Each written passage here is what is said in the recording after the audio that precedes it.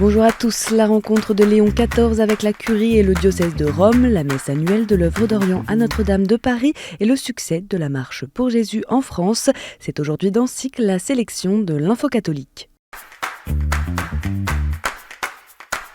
Standing ovation pour Léon XIV samedi matin lors de sa première rencontre salle Paul VI avec les membres de la Curie, les employés du Saint-Siège, du gouvernorat et du diocèse de Rome.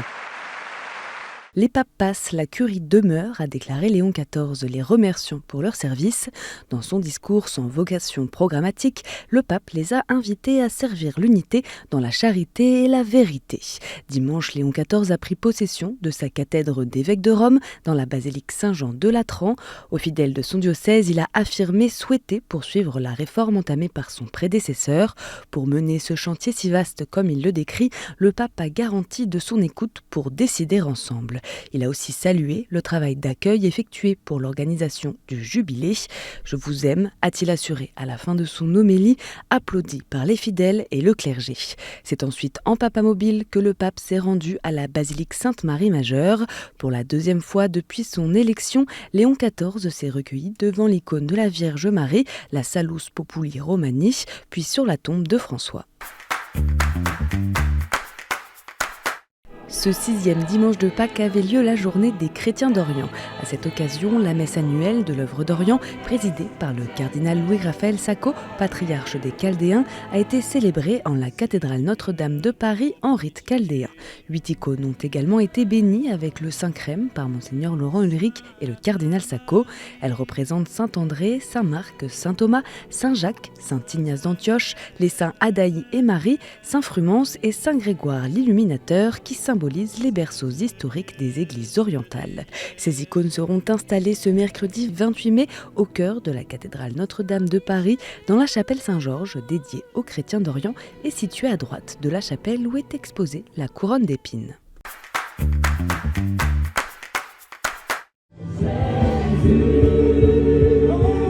C'est un record, 40 000 chrétiens se sont réunis ce samedi à Paris, esplanade du Trocadéro pour la marche pour Jésus. Une manifestation d'initiative évangélique qui rassemble désormais des chrétiens de toute confession dont le but est de témoigner publiquement ensemble de la foi en Jésus.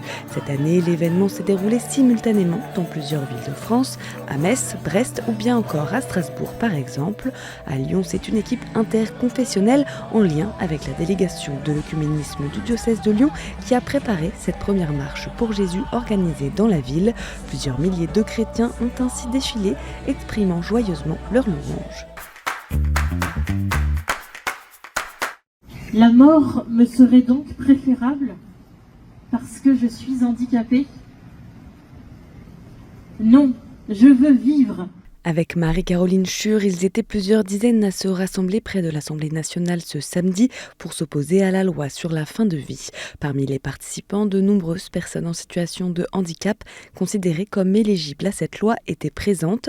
Le vote solennel de cette proposition de loi, débattue à l'Assemblée nationale depuis 2 semaines, aura lieu ce mardi 27 mai à 15h. Dans une lettre ouverte de 2 pages, les évêques d'Île-de-France appellent députés et sénateurs franciliens à ne pas voter cette loi qui risquerait d'engager la société sur une pente infiniment dangereuse et mortifère. Cette rupture anthropologique créerait les conditions d'un crime contre la dignité, d'un crime contre la fraternité, d'un crime contre la vie. Les responsables des cultes chrétiens en France lancent un appel à la paix en Israël, à Gaza et en Cisjordanie. Dans un communiqué publié ce lundi 26 mai, ils soutiennent la libération sans condition des otages et appellent à ce que les corps des défunts soient remis à leurs familles afin que celles-ci puissent les inhumer dignement. Le texte rédigé dans le cadre du CECEF, le Conseil d'Église chrétienne en France, s'adresse aux responsables politiques de tous bords pour qu'ils agissent en vue d'une paix réelle et durable. Un message qui rejoint l'appel du pape Léon XIV pour la fin des hostilités sur la bande de Gaza lors de sa première audience, alors qu'Israël intensifie son offensive depuis mi-mars. Et en bref, ce samedi 24 mai, le pape Léon XIV a nommé le cardinal Robert Sarra, préfet émérite du dicaster pour le culte divin et la discipline des sacrements, comme envoyé spécial au sanctuaire de Sainte-Anne-d'Auray dans le diocèse de Vannes. Le cardinal guinéen présidera les célébrations liturgiques qui s'y tiendront les 25 et 26 juillet prochains pour les 400 ans des apparitions de Sainte-Anne à Yvon Nicolazic. À Lyon, l'institution des Chartreux fêtait également un anniversaire. Pour son bicentenaire, le groupe scolaire catholique privé sous contrat proposait plusieurs événements entre le 19 et le 25 mai. Les festivités se sont conclues par une messe au Palais des Sports de Lyon.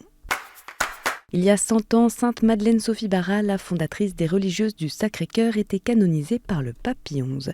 Née en 1779 en Bourgogne, elle est connue notamment pour son engagement pour l'éducation des jeunes filles.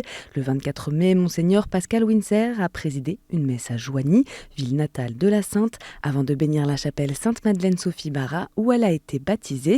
Le même jour à Rome, une Eucharistie a été célébrée à la Trinité des Monts, puis les fidèles ont pu y vénérer ses reliques. Et en parallèle des palmes remises par le Festival de Cannes, c'est le film Jeune mère des Frères Dardenne qui a reçu le prix du jury œcuménique.